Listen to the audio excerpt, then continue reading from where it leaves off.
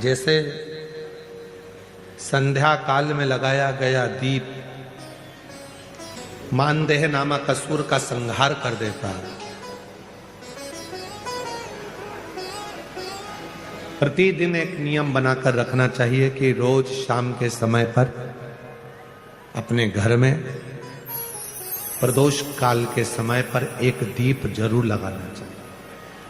और यदि बेलपत्र का वृक्ष है तो उस बेलपत्र के वृक्ष के सामने भी एक दीप अवश्य लगाना चाहिए।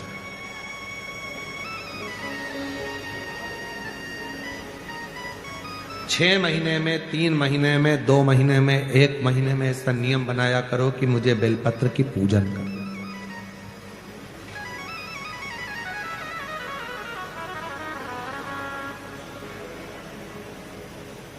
स्वयं माता लक्ष्मी जी ने भगवान नारायण को पाने के लिए बेलपत्र का पूजन किया। जब इंद्र की पूरी सत्ता चली गई थी, सारा की सारा धन इंद्र का चले गया था, असुरों ने उस इंद्र के सिंहासन पर अपना कब्जा जमा लिया था, तब इंद्राणी ने, स्वयं सची माना, इंद्राणी ने शिव जी की साधना करी, बेलपत्र के वृक्ष के, बेलपत्र की पूजन करें।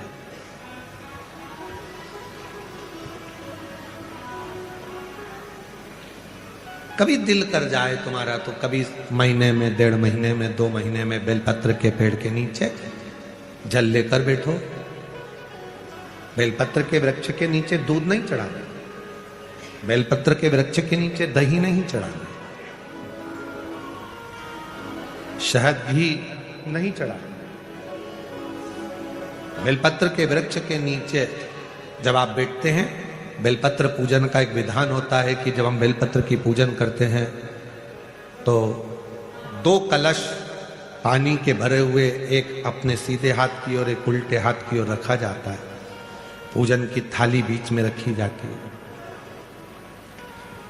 2 बत्ती का, लंबी बत्ती का, 2 बत्ती लंबी घी की जलाई जाती है। लंबी बत्ती बेलपत्र के वृक्ष के नीचे 2 बत्ती लंबी जोड़ा बनाकर उसको जलाया जाता है। फिर दोनों हाथ में कलश में जल है, बेलपत्र के वृक्ष के नीचे दोनों हाथों का जल धीरे धीरे शिव जी का स्मरण कर कर, नारायण लक्ष्मी का स्मरण कर कर, मां आदिशक्ति गौरा का स्मरण कर कर, रिद्धि सिद्धि गणेश का स्मरण कर कर उसको चढ़ाओ। प्रार्थना करो, विनय करो, मेरे जीवन में बहुत कष्ट है, उसको मिटाना है आपको। शिव आपसे प्रसन्न होते हैं, वैसे मेरी जिंदगी भी प्रसन्न करना है आपको। जल चढ़ाकर दोनों पात्रों का थोड़ा थोड़ा जल कलश में बचा लेना है, पूरा पात्र खाली नहीं करना है, दोनों को वापस रखना है। और थोड़ी सी हल्दी पिसी हुई शिव जी के उस बेलपत्र पर लगाएं, थोड़ा कुंकुम वो भी बेलपत्र पर लगाएं। 7 दाने अक्षत के, केवल 7 दाने अक्षत के बेलपत्र को छुआकर अपनी थाली में रख लें। घर पर जब जाएं तो वो 7 दाने अक्षत के और बेलपत्र के वृक्ष में जो चढ़ा हुआ थोड़ा सा जल बचाकर लाए हो, वो घर में छींट कर 7 दाने पूरे घर में डालना प्रारंभ करें। महीने में, 2 महीने में, 3 महीने में एक बार करिए। जीवन में किसी के आगे हाथ फैलाने की जरूरत नहीं पड़ेगी। इतनी संपदा बाबा, इतनी संपदा। बेलपत्र की महत्वता को लोग जानते नहीं है। एक प्रदोष की महत्वता, एक बेलपत्र की महत्वता। अभी हमने पहले भी कहा, एक कथा प्रदोष काल की रह गई है। एक बार हम दिल्ली बाच रहे थे पर वो पूरी नहीं हो पाई क्योंकि पानी आ गया था। हम प्रयास कर रहे हैं उस कथा को कुबेरेश्वर धाम पर, क्योंकि उसमें प्रदोष काल की कथा में टेंट नहीं लगता।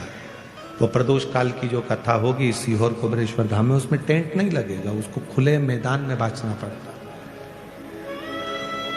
आप और हम सब खुले मैदान में बैठकर प्रदोष काल में उस कथा को सुनेंगे और उसमें प्रदोष की महत्वता को जानेंगे।